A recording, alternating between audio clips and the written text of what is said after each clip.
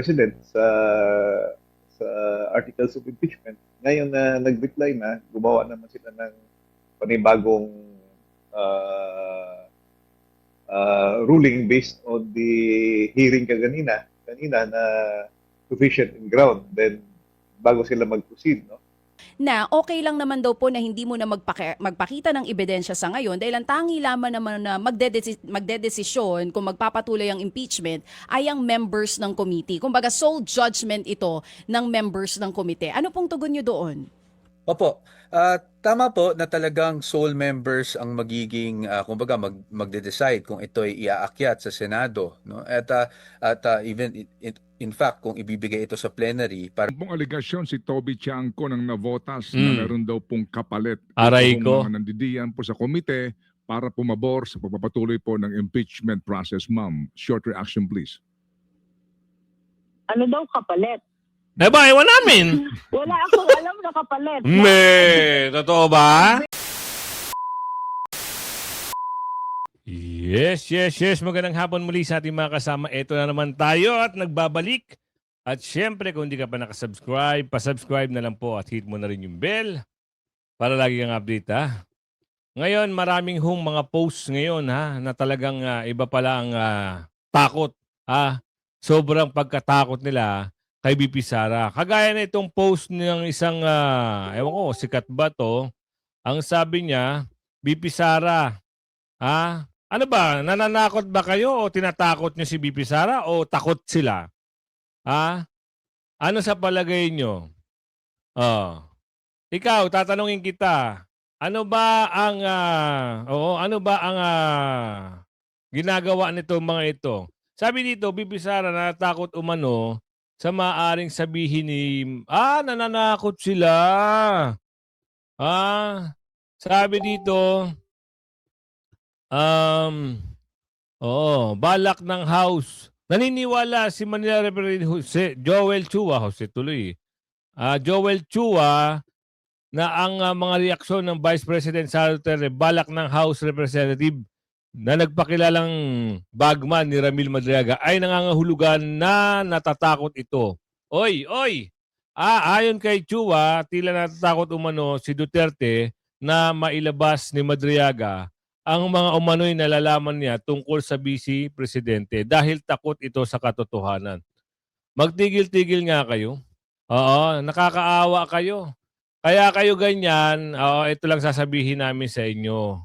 Kaya nyo pinagtulong-tulungan si BP Sara, kayo ang natatakot. Takot kayo lahat ng congressman ng mga pumirma sa impeachment, pagdating ng araw may paglalagyan kayo kay BP Sara. Oo, dahil may video na lumabas dito, talagang hindi kayo makakatikim at hindi nyo masusuhulan si BP Sara pag upo sa 2028. Paano mo nasabi yan, Kuya Goods? Ganito, simplehan lang natin. Ano ba ang balak nila kay BP Sara? Isang political attack nila. Dahil nga sobrang takot nila, kaya ginagawa nila yan. Ngayon, bibigyan ko kayo ng patunay na sinabi na yan dito. Na ano ba yon, Kuya Goods? Ito. Impeachment case laban kay BP Sara Duterte sa House of Representatives. Balwarte kasi ng mga kalaban ni Sara ang Kamara. Kaya asahang mai-impeach si Sara at maitatransmit ang kaso nito sa Senado. Ang tunay na laban ni Sara ay nasa Senado. Dito malalaban kung guilty ang boto ng mga senador sa kaso ni Sara. Para makunbik po si Sara, kailangan ng 16 votes. Ulitin po natin 16 votes ang kailangan para makunbik si Sara. Batay sa Constitution. Dito pinapaliwanag na dito, 16 vote ng Senado o senador para makonvict si BP Sara. Kasi dito sa Kamara wala naman yan. Kwentuhan lang yan. Pag-aatake lang yan. Pinapasama lang nila ang imahe ni BP Sara. Pero wala silang saysay dyan. Hindi nyo alam nyo magpapasa lang sila ng committee. Report nila at tutulak nila sa Senado. Ngayon sabi nga ni Sir, nasa Senado ang laban. Ang tunay na laban ay nasa Senado. Pero aabante kaya dahil ilan ang senador? 2/3 po ang boto sa 24 miyembro ng mga senador ang kailangan para magkaroon ng guilty verdict. Pero mukhang malabo na makonvict si Sara. Sa ngayon kasi 5 senador pa lang ang lumulutang sa Senado tulad ni Bam, Kiko, Risa, Ping at Soto. Paano na yung mga DDS senators tulad ni Aimee Babanocchio? Nako, si Robin, Marcoleta, Go at mga kasamahan nito. Sa majority naman, naririyan yung mga re-electionists tulad ni Loren, si JB, Rafi, Mark Villar. Lalaro po ito dahil tatakbo sila sa senatorial race. At kapag lumusot sa 2028 presidential election, si Sara matinding bengbangan ito. Sabi nga ni Sara, kamay na bakal ang kanyang ipatutupad sakaling maging pangulo siya ng Pilipinas. At kapag lumusot si Sara, baka makulong si Bongbong. Ayun. At malamang matulad sa kanyang tatay na itapon sa paway o kaya ipatapon sa Hawaii. Tapos na. Ganun lang ang pagkatakot nila. Kaya nga ginagawa nila ng paraan eh. 'Di ba? Unang-una anong ginawa nila kay BP Sara? Doon pa lang sa DepEd, 'di ba? Ginawa nila ng kwento, tinanggalan nila ng budget, tapos binigyan si BP Sara ng yung computer daw eh. Naku naman. Yung laptop daw eh. Hindi ho, ang usapin dito, hindi lang milyon. At saka yun ay sinagot na. Ilang ulit na ba sasabihin sa iyo? Lahat 'yan ay sinagot na ng COA. 'Di ba? Lahat 'yan ay sinagot na ng COA. Oh, bakit ang kukulit nyo? Ayaw nyo pa rin magsitigil. 'Di ba? Ang usapin na rito bilyunan. Oh, kaya nga sila nagmamadali, baka meron na naman silang mga inaabangang mali-maleta. 'Di ba? May maleta na naman usapan diyan kaya nila minamadali na ma-impeach si BP Sara. Oh. Aabante kaya itong mga ito? For sure, hindi aabante yung mga ito. Nakakahiya lang. Dahil, isipin nyo, sinabi, 16. Ilan ang mag-uusap-usap na senador para ipasa yung impeachment ni BP Sara? O tanggal si BP Sara? Ilan? O, 24 yan, di ba? May re-electionist sa 2028. Oh, sa tingin nyo, papayag kayo? Papayag yung mga yan na madamay sila sa gulo ng pamumulitika? Kahit tanungin mo kung sino ang magagaling, itong laro nila, isang pamumulitika lang. Kaya hindi na dapat paniwalaan. Sa sobrang pagkatakot, wala na. Nanginginig na sila. Bakit? Ay, sabi nga dito ni Congressman Ungab, galingan nila, bilisan nila para pagdating ng araw. Yung resulta already eh. Alam na natin kung anong mangyayari dyan. Alam na natin kung anong resulta ng botohan. Ano pong masasabi ninyo doon sa binanggit ni Chairwoman Jervel Luistro na mukhang lumalabas, mini trial daw yung ginagawa laban kay VP Sara sa House? Anong tingin mo doon, sir? Well, actually, first time natin narating ito na merong gagawin na hearing dito sa Committee on Justice, no? What I mean is first time in the recent history kasi based sa maalala ko lang nung mga impeachment, konsihal ako nung nakikita ko nung impeachment ni President Erap Estrada, dumiretso rin sila sa plenary, no? Dumiretso na sila sa Senado kasi they got the numbers, the direksyon na ni the time as speaker si Manny Villar. Then ganun din ang nangyari sa impeachment ni Justice Corona, dumiretso na rin because they got the numbers, 1/3 votes needed to recommend directly to the Senate. Tapos ngayon, dito sa House, itong impeachment ni VP Sara, yung last year ni declare na constitutional yun ng Supreme Court. Ito naman ngayon is a few endorsements from members of the House of Representatives. So, ginawa nila yung hearing. So, first time ito na gagawin yung hearing. But para sa akin, yung gagawa ng hearing, sila naman din yung karamihan, sila na rin yung mga complainant or petitioners. Considering na halos bumoto na sila lahat doon sa kon eh. Tama yung Tama yung sinabi ni Kong Ungab. Halos lahat nagkakampi-kampihan. Halos lahat, isa lang ang banat nila. 'Di ba? Si BP Sara lang talaga. Kasi siya lang naman talaga ang kita niyo pag sinabi nga nung isang mama kanina, abangan nyo dahil pag upo ni BP Sara, hindi kayo matutuwa. Talagang kung ano yung ginawa. Hindi naman kasi, alam nyo, hindi naman bata si BP Sara para hindi makaramdam ng galit eh. Hindi niya lang sinasabi yan. Di ba? Hindi niya lang pinaparamdam sa ngayon. Pero kung natatandaan nyo yung mga sa Davao noon, yung mga sheriff lang. Tsaka pwede nga makulong ito si Bangag. Oo. Pwede. Malapit na malapit. Ha?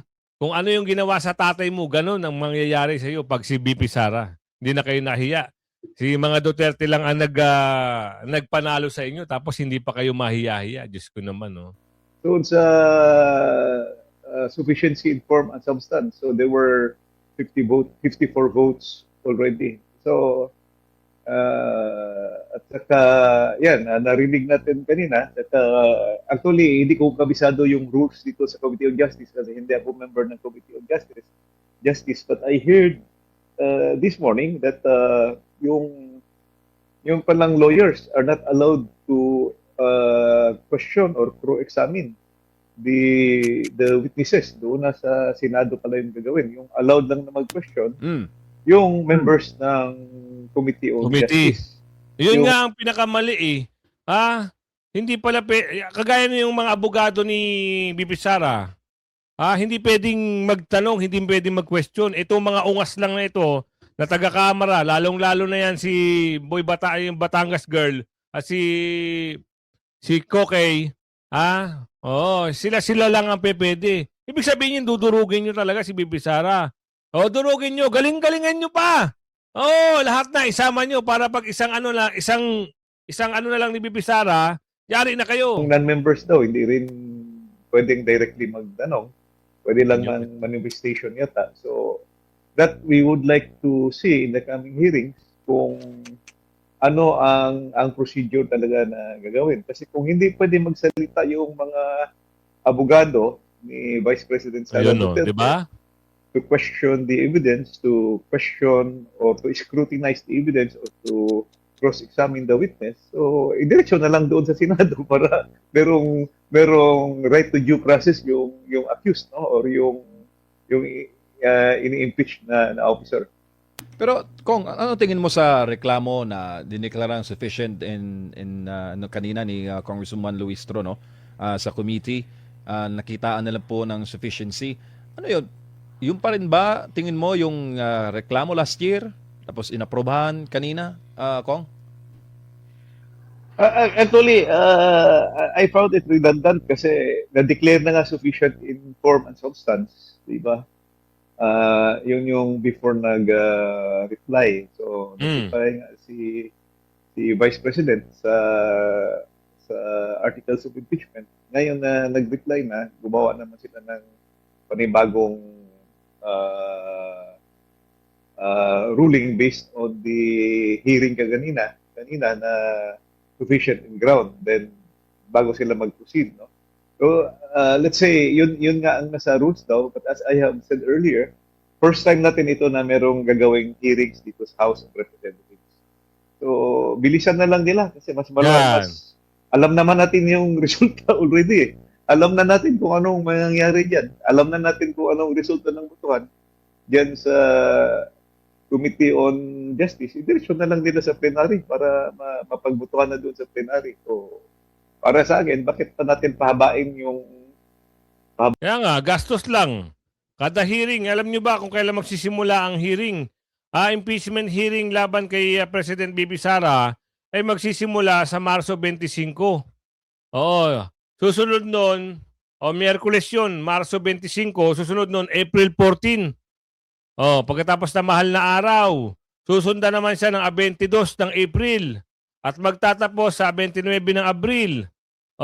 Sinasabi ni Kong Ungab, alam naman natin ang kalalabasan, di sana, diretso nyo na lang para sa Senado na magdesisyon.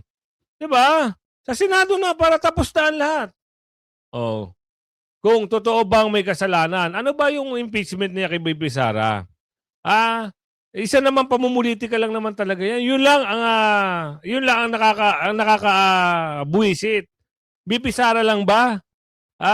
Paano yung mga nagnakaw ng mali-maleta? Ano sila? Paano sila? Bain yung proseso, mas malaking problema na ating hinaharap ngayon, yung giyera sa Iran, and prices are starting to increase. Yung presyo ng gasolina, paakyat na nagpaakyat. Almost every week, every day. Yung Kaya nga, mga presyo ng bilihin, umaakyat na rin. At saka, well, to summarize, tingin ko political talaga itong nangyayari itong impeachment ni Vice President Sara Duterte. Pinapasagot siya sa isang confidential fund na 125 million na wala pa namang final ruling yung COA kasi it's still pending there. Yung notice of disallowance, I understand, is still under appeal. So, i-discuss pa yon doon sa level sa Commission on Audit. At kung ano man ang resulta doon, is still appealable. Iakyat pa yan sa korte. No? Iakyat pa yan sa Supreme Court. So, parang... Mahaba pa palang lalakbayin. Kagaya ng itong may post na naman sila dito na sila na rin mismo ang nagsabi. Sabi dito sa post ng 1TV, hindi pa po ito paglilitis. Nilinaw ni House Committee on Justice Chairperson Luistro na ang kasulukuyang yugto na impeachment proceeding laban kay Vice President Sara Duterte ay hindi pa formal na paglilitis, kundi isang hakbang upang tukuyin kung may sapat na batayan para umusad sa susunod na antas ng proseso. Ayon kay Luistro, susuriin ng committee ang sinampang sagot ng Vice Presidente upang malaman kung ito ba ay malinaw na tumutugon sa mga aligasyon at sapat nagpapaliwanag sa bigat ng mga paratang. Ang susuriin natin ngayon ay ang sagot ng Vice Presidente kung ito ba ay nakapaglinaw, nakapagbulaan at tumugon sa seryosong akusasyon. Nasa puntong ito tayo upang makatukoy kung may sapat na batayan para magpatuloy. Dagdag pa niya, kung mabigat ang paratang, dapat madipay ang paliwanag. Kayo-kayo lang naman nagpaparatang. Tingnan yung taong bayan. Pinagtatawa na lang kayo. Di ba? Kasi wala kayong tigil sa pamumulitika. Sinimulan nyo ng 2023, 2024, 25, 26. Gusto nyo ata, 5 taon yung binibira si BP Sara. Hindi pwede. Kami naman. Oo, pag upo ni BP Sara, pwede. Kami naman. At kayo naman ang yari. Dahil, siyempre, lumabas ang pangalan nyo. Lumabas ang pangalan nyo sa mali-maleta. Ang sagot dito, bakit hindi kasi may sagot si si Attorney Powa Bakit hindi raw sila pwedeng magsalita doon sa usapin? Pwede lang silang, pwede lang daw itong mga committee. Aba.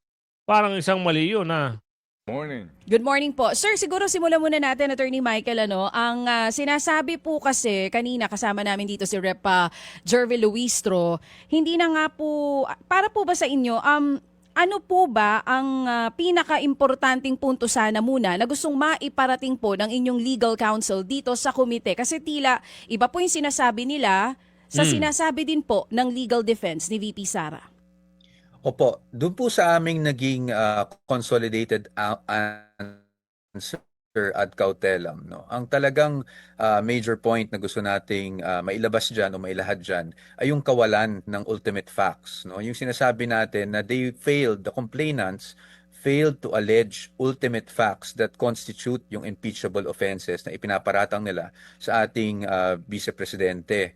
Nako, yung ultimate facts kasi medyo technical talaga, no? Kung sa parang legal jargon, kumbaga. Pero para ma-explain natin yan, ang sinasabi po kasi natin is doon sa kanilang naging mga complaints, kung babasahin natin, at least sa aming pananaw, wala po kasi yung mga essential facts para masabi mo na may mga maling nagawa ang ating Vice Presidente that will be considered impeachable offenses. For example, nagsabi po sila sa isang complaint that the Vice President committed the crime of plunder. Sa crime po ng plunder, meron po kasi mga elements yan. Unang-una, public officer siya. Pangalawa, that because of a series or combination of overt acts, no, Mm. or acts or omissions, nakapag-amass, accumulate, acquire siya ng ill-gotten wealth. Ngayon, sige na, nandiyan na tayo, talaga namang public officer siya. Pero pagdating doon sa accumulation, amassing, or acquisition of ill-gotten wealth, wala naman pong nakasulat doon. So, tila sa amin, naging speculative, conjecture, sweeping conclusion. Yan Puro haka-haka lang, no? Yung binabato nila kay BP Sara, puro, tapos pinalalabas nila si Madriaga. Ano ba kwento ni Madriaga? Ano ba ang matibay na ebidensya patungkol kay Madriaga? Hindi naman, nasa loob si Madriaga. Tapos paniniwalaan nyo. Kaya kagaya nga ni Kong Puno, ano ba yung witness nila? Isang ano lang naman yan. Ikaw ba, ibalanse mo. Sino ang paniniwalaan mo? Itong nakulong sa kasong hindi maganda. May napping, merong, alam niyo yun. Kung napanood niyo yung video nun habang hinuhuli yan si Madriaga, nakatago sa bundok. Malayong bundok. Diba? Yun ang paniniwalaan ng mga bangag na supporter nila. Nakakahiya kayo. Basta na lang mga kabangagan at may mga kaso, doon kayo naniniwala. Sa bagay kasi mga bangag din yung mga supporter ni Ngagbay, di ba? po yung pananaw namin. Ngayon, sinasabi nila it was a non-answer. Of course, tayo naman, nirerespeto naman natin ang mga pananaw at opinyon ng kung sino man. No? Pero sa atin, doon talaga tayo nanggagaling na anong gusto mong sagutin namin doon sa complaint. Kung ang sinasabi nyo ay gumastos siya ng confidential funds, hindi naman krimen yun. Kung Tama. ang sinasabi nyo ay ang mga kahit yung infamous na Mary Grace Piatos na parati nilang pinaulit-ulit, no? Yun naman po, kung yun man ay alias, hindi naman po tama po ba o mali po ba, yan naman po. Ito niyo yung paliwanag ni Atty. Powa. Dito mo malalaman talaga na magaling. Kaya ayaw nilang pagsalitain dahil takot itong mga nasa committee. Dahil masosoplak sila. Masosoplak. Kasi wala namang alam yan, nagpapanggap lang na sa Committee of Justice na yan. Mga nagpapanggap, lalo na si yung makapal yung mukha, si Kokey. Yan ang mahilig bumira. Galit yang sa mga Duterte kasi sinibak ni Tatay Digong yan. Nakapaloob sa mga intelligence operations, wala naman pong mali doon. Ngayon sinasabi mo, kinubra niya yung pera. Paano niya kinubra yung pera? Wala pong facts na na-allege ukol doon. So, that in itself is a conclusion.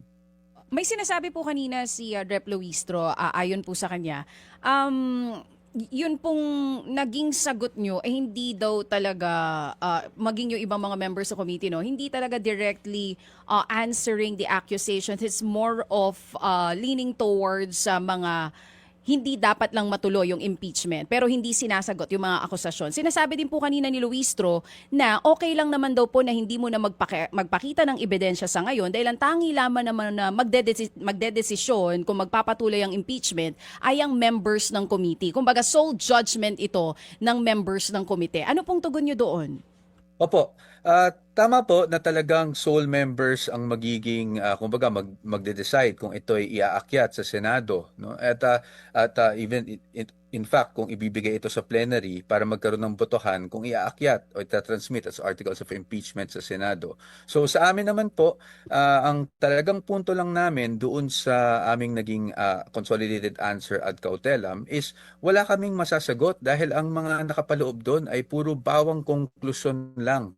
No, pawang haka-haka. Yung mga acts na sinasabi nyo na ginawa niya, for example, the SALN, sinasabi nila biglang nagkaroon ng ill-gotten wealth dahil merong SALN. Parang hindi po namin makita yung logical connection doon. Dahil may pinakita kang SALN, bigla na lang lumaki daw yung SALN at biglang may conclusion of law na ill-gotten wealth yun. So doon lang naman po Kaya talaga nga, kami nagagaling. Nauna na po kasing idineklara na sufficient in substance, sufficient in form, at ngayon nga sufficient in grounds para magpatuloy ito pong impeachment ni VP Sara. But still, yun nga, sinasabi po ng inyong hanay na hindi talaga ito dapat na magpatuloy. Pero attorney, Dapat, hindi nga dapat magpatuloy yan. Kasi nga, haka-haka na lang yan. Tsaka kita nyo yung mga binibitawan nilang mga sinabi ebidensya ko, no? Ano ba ang kinaso nila kay BP Sara? Sige nga, yung ano daw, yung confidential fund. Ano ba ninakaw sa confidential fund? Eh, budget nga yun para sa confidential. At kung sisilipin nila yung confidential fund, sinagot na rin yan ni Puno na sila din daw ay may mga confidential fund noon. Bakit ayaw niyo maniwala? Titignan ko yung video rito ha. Baka masupalpal na naman itong mga ito eh. Na yung usapin na yan, yung confidential fund na yan, eh meron din sila niyan. Lahat meron. Nagamit yan. Tsaka hindi yan ang issue ngayon. Bakit ba binabaligtad nila ang issue ngayon? Ang issue ngayon, di ba? Yung bilyong-bilyong maleta. Yun ang napakahalagang issue. At ano ba ang problema doon sa maleta? Naubos ang kaban ng bayan. Di ba? Ginamit nila kay BP Sara.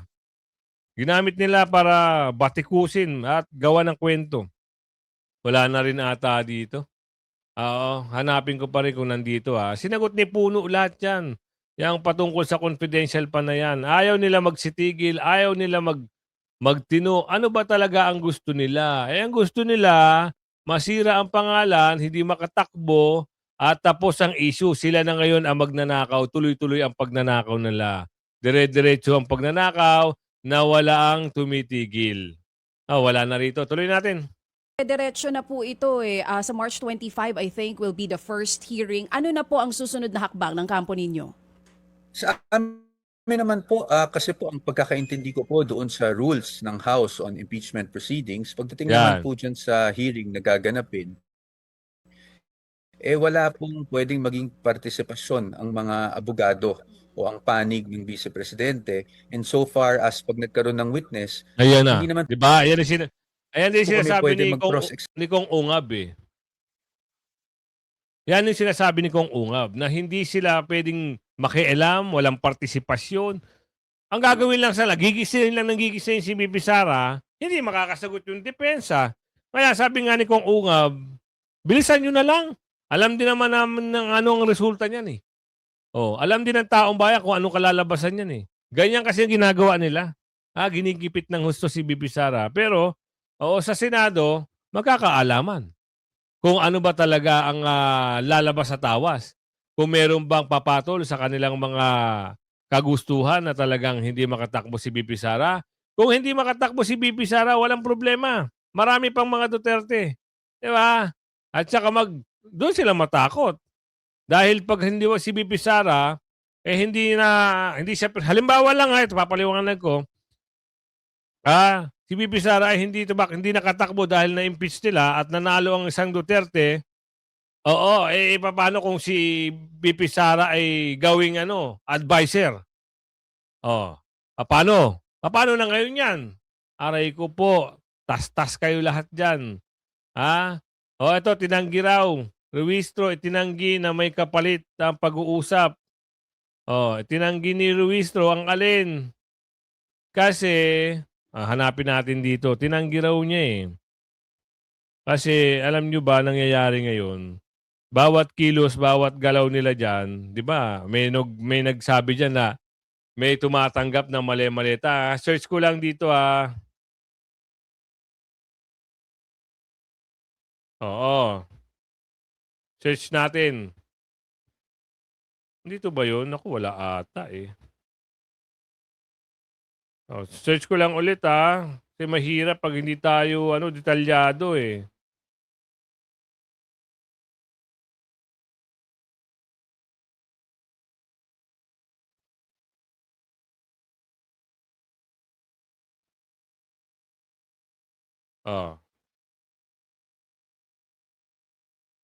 Sana ito na. Wala pa rin. Nambugi naman nangyari. Wala pa rin dito. So, yun nga, itinanggi raw na tinanggi raw na ano na naman itinanggi? Tinanggi raw na may kapalit yung ginagawa nila. Ginagawa nila na Kuya Goods, ano yung ginagawa nila? Alam nyo naman, di ba, bira sila ng bira kay VP Sara na kahit hindi matibay yung kanilang ebidensya, dire-diretso pa rin sila. Yun ang nakakabuwisit. Di ba? Ito na ata yun, yung tinanggi, lipat natin dito. Nasan ka na? Meron pong aligasyon si Toby Tiangco ng Navotas na meron daw pong kapalit. Aray Ito ko. mga nandidiyan po sa komite para pumabor sa pagpapatuloy po ng impeachment process, ma'am. Short reaction, please. Ano daw kapalit? Ewan namin. Wala akong alam na kapalit. Totoo ba? I've been working on this because, of course, I feel the obligation to head the Justice Committee, Naku po. to be able to come up with an orderly proceeding, an organized proceeding, and of course, a decision which will be acceptable to the people. A decision which can be justified based on the evidence presented. No, I don't know anything. Yeah. Ni Congressman Toby Tiangco na kapalit ng aming nagiging judgment, decision, or position with regards to this impeachment complaint. For us, for me, no, of course, I cannot speak for others, but for me, talagang I see this as my constitutional duty that I should be able to discuss. Ayan tayo naman, sigurado yan. Bakit lalabas yung mga ganyang usapin? Malamang yan. Totoo yung sinasabi ni Kachobi na lahat ng ginagawa ng mga ito ay may kapalit. Kaya sinasabi ko sa inyo, huwag kayong bibitaw sa ating mga reaction video. At kung bago ka pa lang sa aking channel, mag-subscribe ka na at hit mo na rin yung bell. At saan lugar ka ba? Shoutouts kayo ng bonggang-bongga. Hanggang sa muli. Bye-bye.